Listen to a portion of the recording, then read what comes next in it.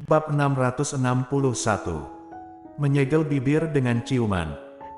Dan dia masih membeli hadiah, dan menunggunya di sana, tapi di sini dia malah. Memikirkan adegan ini, hati Audrey Han mulai merasa tidak nyaman. Dia menggigit bibir bawahnya dan berpikir. Ketika dia bertemu dengan Golden Ye nanti, apakah perlu mengatakan yang sebenarnya kepadanya secara langsung? Tapi, bagaimana setelah itu? Menurut temperamennya, apakah dia akan tiba-tiba marah dan kemudian mengabaikan dirinya? Audrey Han sakit kepala, mengulurkan tangannya untuk mencubit bagian tengah alisnya, merasa tak berdaya. Apakah itu telepon dari pacarmu? Paman itu meliriknya, berencana untuk mengobrol dengannya. Audrey Han tidak punya energi, dan mengangguk lesu. Kalau begitu pacarmu sangat peduli padamu, tapi kita tidak bisa berbuat apa-apa dengan kemacetan ini. Iya. Karena Audrey Han benar-benar tidak punya tenaga untuk berbicara dengannya, paman itu pun tidak mengganggunya lagi. Mobil bergerak perlahan sampai Audrey Han tidak sabar menunggu, jadi dia hanya bisa bersandar di sana dan menutup matanya. Tidak tahu kapan, dia benar-benar tertidur, dan dia tiba-tiba terbangun ketika paman itu memanggilnya. Sudah hampir sampai. Audrey Han melirik keluar dan menemukan bahwa bangunan di sekitarnya menjadi akrab. Dia menggosok matanya dan menemukan bahwa sekelilingnya menjadi gelap, dan mobil bergerak maju dengan lancar dan secara pelan mendekati kompleks. Dari kejauhan, Audrey Han melihat sosok tinggi dan tampan berdiri di depan gerbang kompleks. Sosok tinggi itu menarik perhatian banyak orang. Karena sudah malam, lampu jalan di depan gerbang kompleks semua menyala, dan sosok itu berdiri tidak jauh dari gerbang. Bayangan di kejauhan terlihat panjang karena lampu jalan. Cahaya kuning menyinarinya seperti lapisan lingkaran cahaya dan membuat Golden Ye tampak lembut. Melihat adegan ini, Audrey Han tiba-tiba merasa sedikit hidungnya masam. Dia mengerutkan bibirnya, dan ketika mobil berhenti, dia membuka pintu dan berjalan menuju Golden Ye. Mendengar suara itu, sosok tampan pria itu bergerak, dan kemudian menatapnya. Setelah melihatnya, ada warna cerah di matanya yang tadinya gelap. Sebelum Audrey Han sampai, Golden Ye sudah melangkah ke arahnya, dan kemudian memegang tangan kecilnya yang sedikit dingin. Golden. Audrey Han baru saja meneriakkan sepatah kata dan sudah ditarik ke dalam kompleks oleh Golden Ye. Dia tidak sempat untuk merespons, dan mungkin karena merasa bersalah, jadi dia hanya bisa berjalan di belakangnya dengan mata tertunduk, sambil melihat bayangan mereka berdua orang di bawah, pikirannya linglung. Golden Ye bahkan tidak mengatakan sepatah kata pun padanya sampai dia masuk ke lift. Dia berdiri di sana dengan ekspresi dingin. Audrey Han bisa merasakan aura dingin keluar darinya, dan amarah. Dia menggigit bibir bawahnya dan membiarkannya memegang tangannya erat-erat, tetapi dia tidak tahu harus berkata apa. Sampai dia keluar dari lift, Audrey Han diseret keluar olehnya. Audrey Han tidak tahan dan mengangkat kepalanya. Golden Ye, aku. Sebelum dia selesai berbicara, pria di depannya tiba-tiba berbalik. Dia menekannya ke dinding di belakang, dan kemudian menciumnya. Bibir Audrey Han dicium olehnya.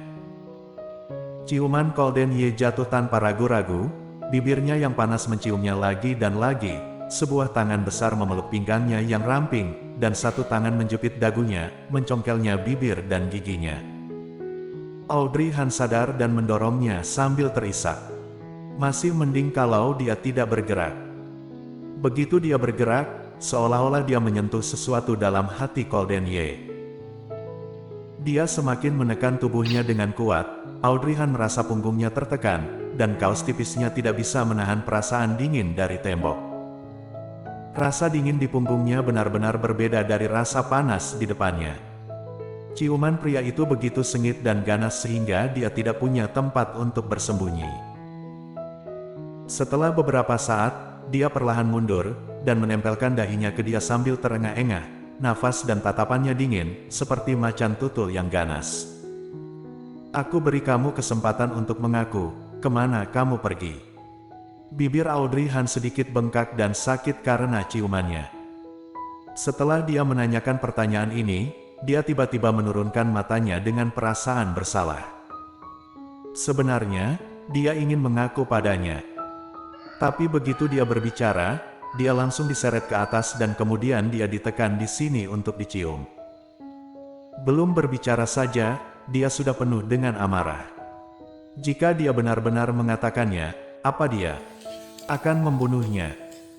Memikirkan hal ini, aura Audrey Han menjadi lemah, dan dia tidak berani bersaing dengan Golden Ye. Tidak mau bilang. Golden Ye mencubit dagunya, meskipun kuat, itu tidak sakit, tetapi itu membuat Audrey Han mengangkat kepalanya, dan mata wanita kecil yang baru saja diciumnya masih sedikit kebingungan, bibir merahnya sedikit bengkak, dan lipstiknya sudah dia makan habis, tetapi masih tersisa sedikit di sudut bibirnya, yang membuatnya terlihat menawan. Audrey Han menatapnya dengan tatapan kosong, kalau aku mengatakannya, apakah kamu akan marah?